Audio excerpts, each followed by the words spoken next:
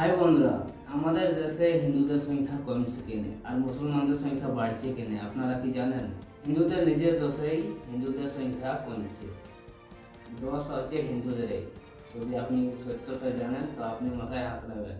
আর সবাই বলছে জাগো হিন্দু জাগো, কোন দিক থেকে দেখবে? দেওয়ার পদ্ধতি কেউ বলছে না, শুধু বলছে জাগো। আজ এই ভিডিওর মধ্যে আমি বলতে চাইছি হিন্দুদের জনসংখ্যা কমছে কিসে।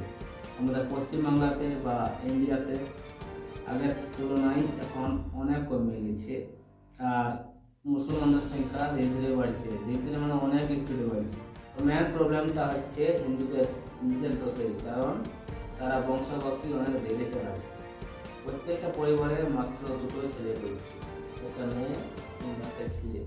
একবার হিসাবটা বুঝুন, একটা গ্রামে যদি 100টা হিন্দু থাকে আর সেই গ্রামে যদি 20টা মুসলমান থাকে, তবে তাদের যদি ছেলে হয়, বাচ্চা হয়, তো হিন্দুদের মোট কটা হবে? 100 হিন্দুর মধ্যে 200টা বাচ্চা হবে।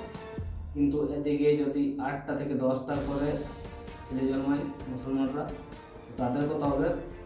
20টা মুসলমানের ছেলে প্রায় 160টা হবে 8টার গড়ে। এই জেনারেশনে অর্ধেকের বেশি পেরাই দিল, কিন্তু পরের জেনারেশনে হিন্দুদের তুলনায় অনেক বেশি হবে। এইরকম ভাবে জেনারেশন বাই জেনারেশন অনেক বাড়ছে। হিন্দুরা তো ভয়ে বা সামাজিক ডরে দুটোর বেশি বাচ্চা করছে নাই।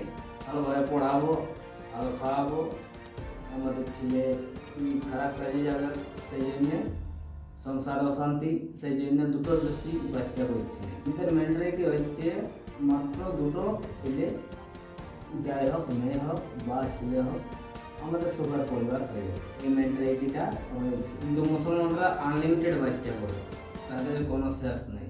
দেখুন ভিডিওগুলিতে কি বলছে। कितने बच्चे आपके? मेरे मेरे तो अभी है, मैं गिनती बताऊंगा, आप डर जाओगे, ये बंद कर दोगे।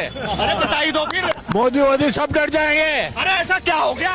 बताना नहीं है, वो पिन निकलनी है बात, बता दो। वो पिन निकलनी है। इंडिया सबसे वर्ल्ड में सबसे आगे हो गया पॉपुलेशन में, हम और आगे लेके जाएंगे। যদিও দুই একটা দাঙ্গা বাসাতে মারা যায়, তাও তাদের সংসার অটোমেটিক চলবে, কারণ অনেক বাচ্চা থাকে। কিন্তু হিন্দুদের যদি কোনো রকমে একটা বা দুটো ছেলে বেরবাদ হয়, তো তাদের পরিবারটাই নষ্ট হবে।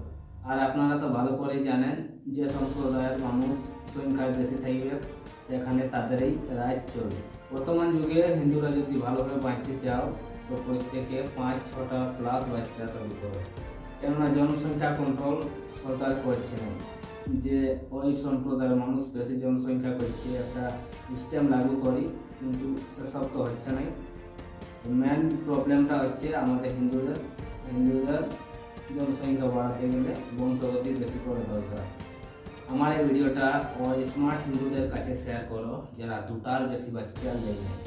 তারা ভাবে যে আমাদের দুটা বাচ্চা থাকলেই পরিবার শান্তিতে যাবে। আমি এই আর পরের জেনারেশনকে বলছি, আপনাদের পরিবারে মোটামুটি 5 থেকে 6টা বাচ্চা পরিবার তৈরি করো, দম থাকলে। কারণ মুসলমানরা ভাবে হিন্দুদের বেশি বাচ্চা করার দম নাই।